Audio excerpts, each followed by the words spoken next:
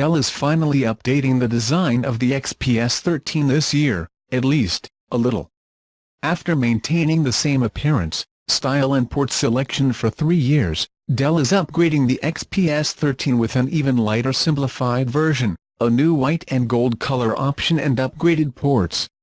It is also assumed to be resistant to stains, since the white surface is expected to be quickly soiled. The changes are not immense, and it may be difficult to distinguish the difference between a new machine and an old machine placed side by side. In fact, the XPS 13 is only adopting the design that Dell used in the XPS 13 2-inch-1, a convertible version of this touchscreen laptop, which was introduced last year. The benefits here are a slightly thinner and lighter design, which reaches 0.46 inches thick instead of the 0.6 inches from last year and reduced 0.2 pounds in the tactile model. The webcam of the laptop has moved from the incredibly uncomfortable point on the lower left side of the bezel to the slightly less uncomfortable point in the center of the lower bezel.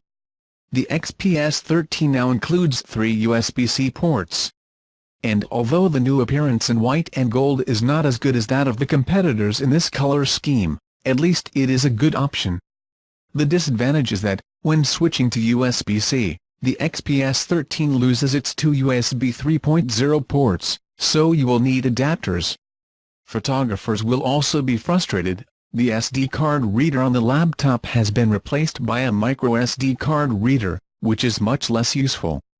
And, apparently to make the carbon fiber material in the laptop more obvious, Dell made the white palm rest on a woven texture that looks pretty cheap in person. Apparently, the material also gets very dirty. Dell says he is aware of this, so he made sure that the palm rest can be easily cleaned.